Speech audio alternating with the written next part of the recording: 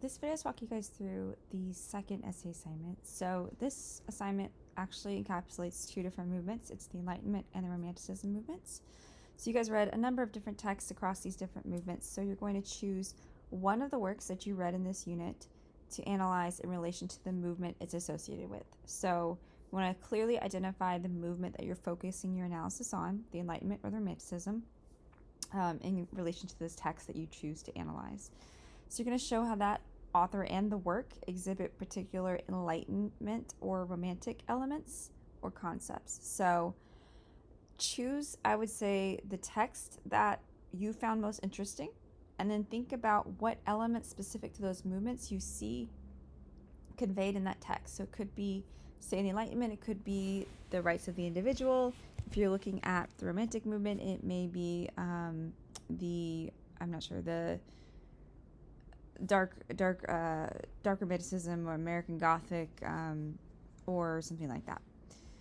So you have to use at least one credible source of your choosing to support your analysis. So it can be your choice what source you use. You're more than welcome to use more than one if you'd like to, but please don't use something like gradesaver.com or 123helpme.com. I would definitely recommend things more like biography.com or something with the .edu or PBS or something like that. The topic and literary work that you choose is your choice, so choose it carefully. It's purposely broad, just like your first essay, because I want you guys to choose the text and the movement that's most interesting to you. But you need to use, again, concrete evidence related to the text that you're analyzing, so quotes from that text that show your audience what you're talking about. That's your evidence. And then outside evidence from the credible source or sources that you choose to use. So again, think about the specific elements related to the movements within these texts. So you can look at Jefferson and the Declaration of Independence. You can look at The Way to Wealth from Ben Franklin. You can look at On the Equality of the Sexes by Murray or Phillis Wheatley's poem, any of Phillis Wheatley's poems, any of the poems from these female authors that you guys read. Longfellow or Poe, of course, but it needs to be one of the texts that we read in this unit. So if you choose a poet, I'm going to recommend that you choose just one poem to analyze, because there's a lot you can say about each of these, and it would be too much to try and analyze multiple poems in just a couple of pages. So if you choose, for example, Wheatley, I would choose maybe one of her poems to analyze, not a lot of them. So your essay needs to be 2 to 3 pages in length and is due by Sunday, June 18th at 11:59 p.m. Remember that everything is checked for plagiarism. Remember to write the minimum page length and use the MLA formatting with citations. So you need to make sure that you're really understanding the historical context around these works as it relates to the larger movements. So if you're going to talk about the Enlightenment, you would want to talk about what's happening in the larger historical context as well. As far as the revolution is concerned and the resurgence of logical science, math, reasoning, those kinds of things. If you're going to look at the Romantic movement, you would talk about how that movement emphasized particular principles, such as the focus on the artist, or the tragic artist figure, things like that. It was a reaction, you could talk about how it's a reaction to the Enlightenment, with the resurgence of arts, culture, music, that kind of thing.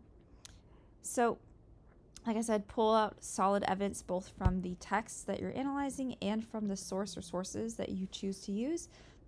The point of using a source is to support your analysis. So what you're doing is using credible published research to help give credibility to your argument. So you want to pull out quotes from there that show or prove what you're talking about. So for example, if I am saying that Judith Sargent Murray is an early feminist and her work portrays X, Y, and Z principles of the Enlightenment movement, I would pull out quotes from the poem that show those literary elements. So I might talk about, say, symbolism, imagery, and something else. I'm not sure, irony, let's say. But I would choose to pick out particular passages, quotes, lines, words that show those literary elements, and then I would use my source or sources to back up my claims even further. So that's kind of how you build on your evidence within an essay like this.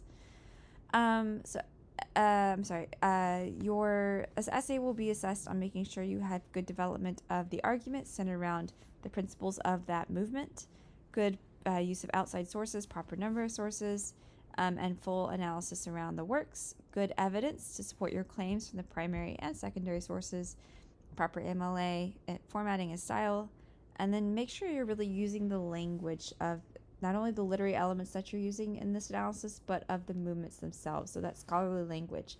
And then the terminology related to different genres in the movement as well. So if you're talking about a poem, you want to be using the analysis language that we used in the lecture of how to break down a poem. So things like structure, syntax, et cetera, rhyme scheme, that kind of thing. So complete your essay structure. You want to have a complete essay structure and a clean copy of your analysis with the full development of your main ideas as well. So that is pretty much it. Again, it's not a long essay. It's 2 to 3 pages, so to the bottom of the second page at minimum. And if you have any questions, let me know, but go ahead and move on.